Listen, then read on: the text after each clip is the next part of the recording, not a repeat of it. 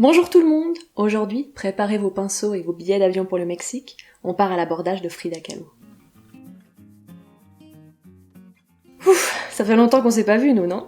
J'ai eu le temps de réviser pour mes examens, passer mes examens, réussir mes examens et même déménager. Mais j'ai pensé à vous, j'ai lu 34 livres, certains qui étaient bons, d'autres qui m'ont fait connaître des moments d'extase littéraire, et j'ai plein de trucs dont j'ai envie de vous parler. Comme beaucoup d'entre vous peut-être, j'avais déjà entendu le nom de Frida Kahlo, mais je n'avais jamais vu ses peintures ni même entendu parler de sa vie. Et pourtant, j'ai fait 3 ans d'histoire de l'art. J'ai découvert la vie de Frida par le biais du film éponyme de Julie Taymor avec Salma Hayek. Un film que je trouve sublime, autant dans sa réalisation que pour la performance de l'actrice, mais sur lequel plane malheureusement l'ombre d'Harvey Weinstein et au sujet duquel l'actrice principale écrira le témoignage « Hervé et mon monstre aussi ». Bon, vous allez me dire, ici c'est une chaîne de littérature, donc pourquoi est-ce que je vous parle cinéma et peinture ? Eh bien je vous parle de Frida parce qu'après avoir vu ce film, j'ai voulu m'intéresser à sa vie et je me suis retrouvée avec entre les mains ses correspondances de 1922 à 1954. C'est uniquement ses lettres à elle, jamais les réponses qu'elle obtient.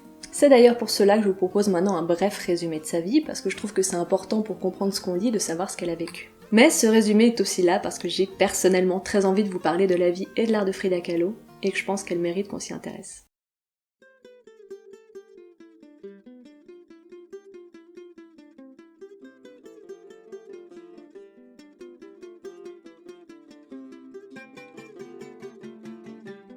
Frida Kahlo, qui signait aussi ses lettres de ses surnoms Fridoucha ou Frida Jambe de Bois en raison de la polio, une maladie qu'elle contracta enfant et qui empêcha sa jambe de se développer, est née à Coyoacán, au Mexique, le 6 juillet 1907.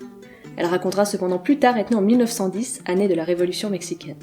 Elle grandit dans la maison où elle est née, aujourd'hui le musée Frida Kahlo, avec ses 2 parents, Mathilde et Guillermo, ainsi que ses 3 sœurs, Cristina, Mathilde et Adriana. Frida Kahlo fait sa scolarité à Coyoacán.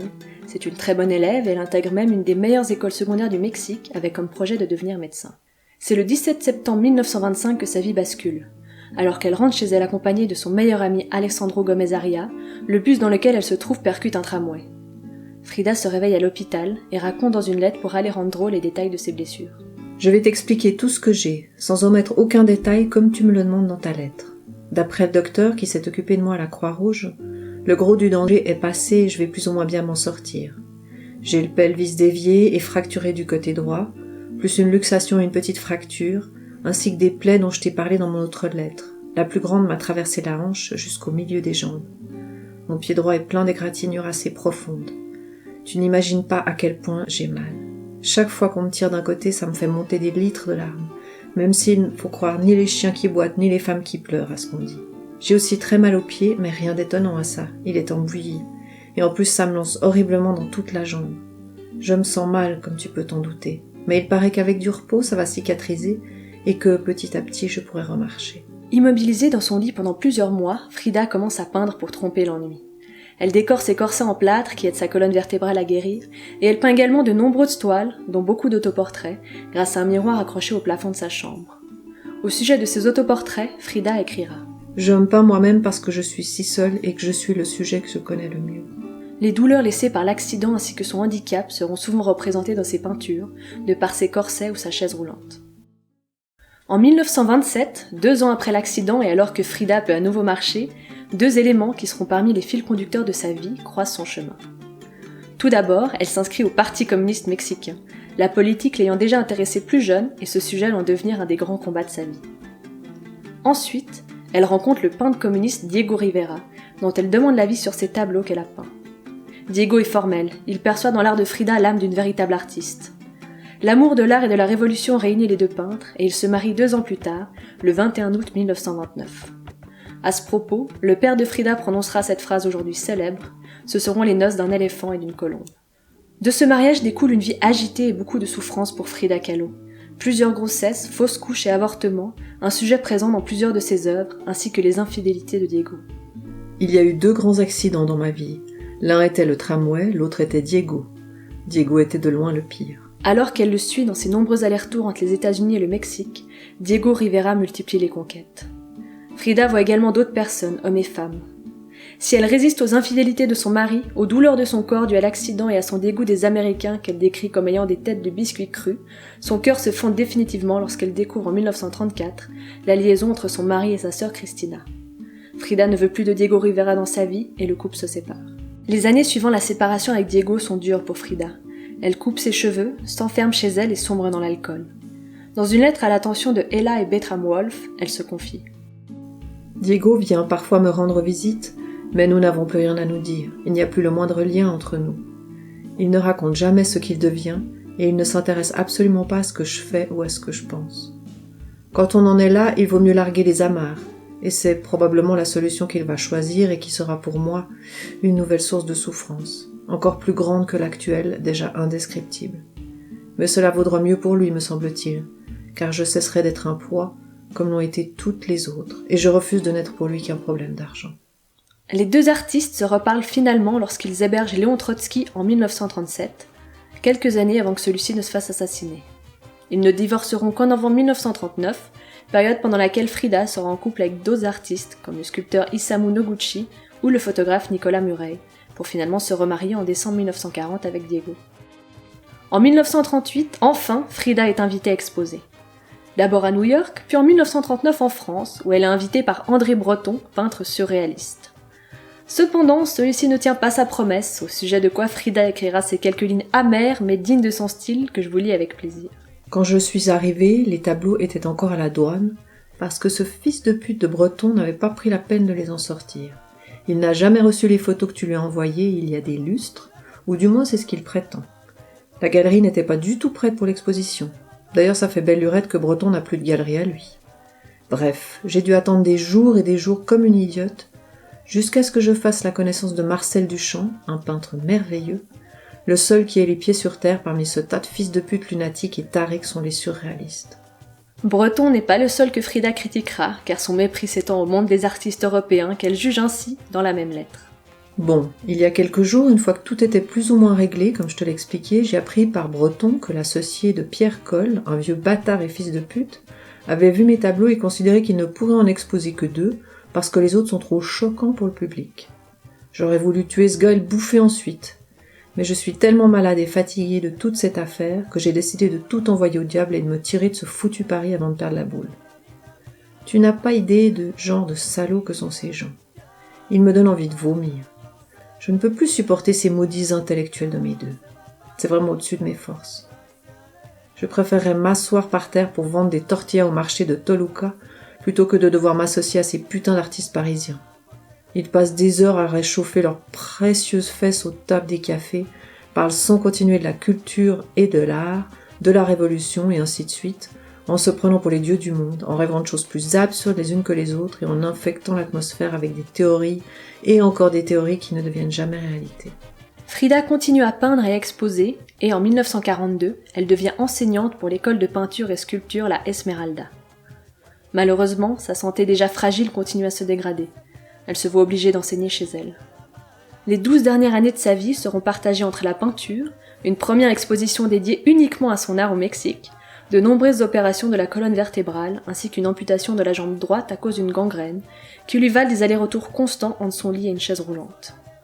Elle continue à peindre et, même obligée de garder le lit à cause de sa jambe amputée, elle se rend à l'inauguration d'une de ses expositions en 1953, couchée. Elle meurt le 13 juillet 1954 à la suite d'une embolie pulmonaire. Son corps sera brûlé et non enterré, suite à sa demande, car elle estimait qu'elle avait passé suffisamment de temps allongée de son vivant. Je ne vais pas me mentir, en me lançant dans cette lecture, j'avais sérieusement peur de m'ennuyer. Soit que je ne sois pas assez en phase avec Frida, soit que les correspondances se relèvent un peu... pas très intéressantes. Mais rassurez-vous, aucune des deux attentes n'a été remplie. Déjà parce que Frida, c'est pas le genre à écrire des cartes postales du style « Super les vacances, j'ai encore bu une grappa, signé Tata Yvonne ». Dans cette correspondance, Frida se livre et on passe rapidement des émotions au rire. Parce que oui, c'est un des gros points forts, Frida est drôle. Elle a un style vraiment mordant, elle a pas peur de dire ce qu'elle veut dire, en témoignent les quelques extraits que j'ai lus avant. Et à l'inverse, ou de manière complémentaire, ses lettres sont très touchantes, voire tristes. En plus de ses douleurs physiques, Frida Kahlo semblait être une femme qui ne croyait pas du tout en son art et qui avait tendance à se sous-estimer. Je peins un peu aussi. Non pas que je me considère comme une artiste ou quoi que ce soit dans le genre, mais tout simplement parce que je n'ai rien d'autre à faire ici.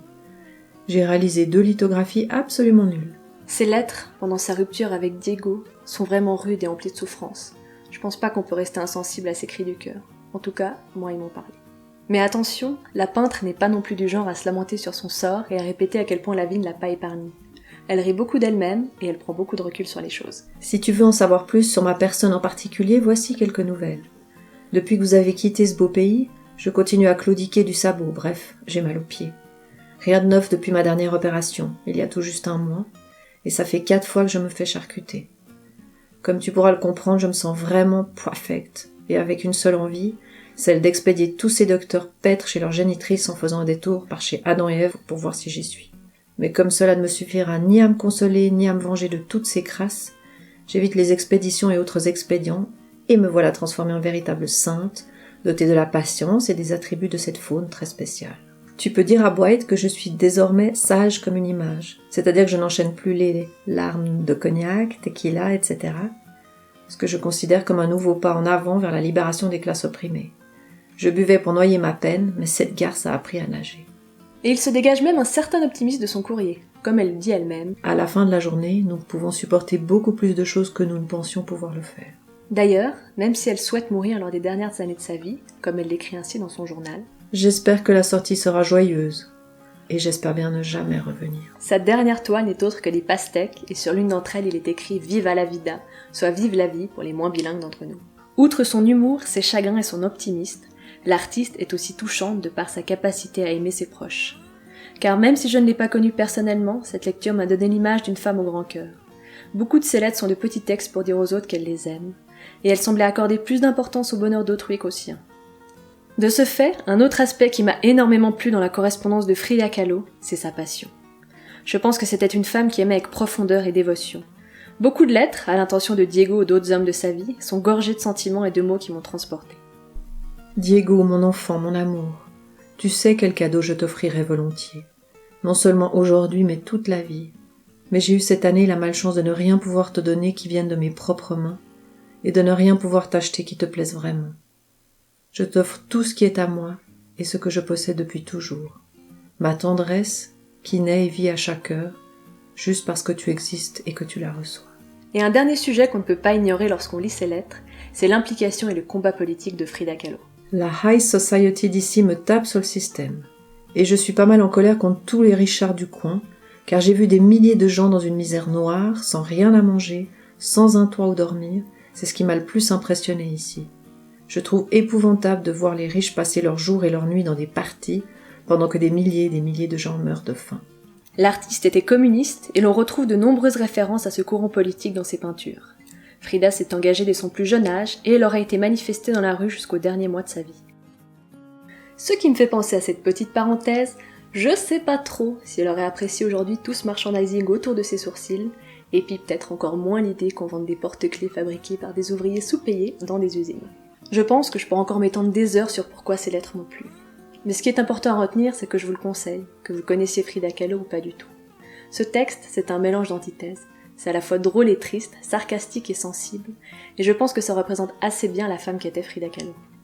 Et même si vous n'êtes pas tenté par une biographie épistolaire, je vous invite vraiment à vous renseigner sur la vie de l'artiste. Tapez son nom sur internet, regardez le film de Julie Taymor, ou alors passez à la bibliothèque et empruntez un livre d'art. Mais je pense que cette femme mérite que l'on s'intéresse à son travail. Je conçois aussi que le style de l'artiste est difficile à cerner, et peut-être à apprécier au premier coup d'œil. Mais je pense aussi que de s'intéresser à qui elle était et ce qu'elle voulait transmettre fait que ses toiles trouvent alors un sens, une force et une beauté nouvelle. Quoi qu'il en soit, communiste, handicapée, malheureuse, heureuse, triste, combattante, mordante, Frida Kahlo est une femme qui m'a fascinée et qui m'a beaucoup touchée. J'ai commencé à peindre par ennui, car j'étais alitée depuis 1 an, suite à un accident au cours duquel je m'étais fracturé l'épine dorsale, un pied et d'autres os. J'avais 16 ans à l'époque et j'étais pleine d'enthousiasme à l'idée de faire des études de médecine. Mais tout s'est arrêté dans le choc entre un bus de Coyoacán et un tramway de Tlapan. Comme j'étais jeune, ce malheur n'a pas tourné au tragique. J'avais assez d'énergie pour faire n'importe quoi au lieu d'étudier la médecine. Et sans trop m'en rendre compte, je me suis mise à peindre.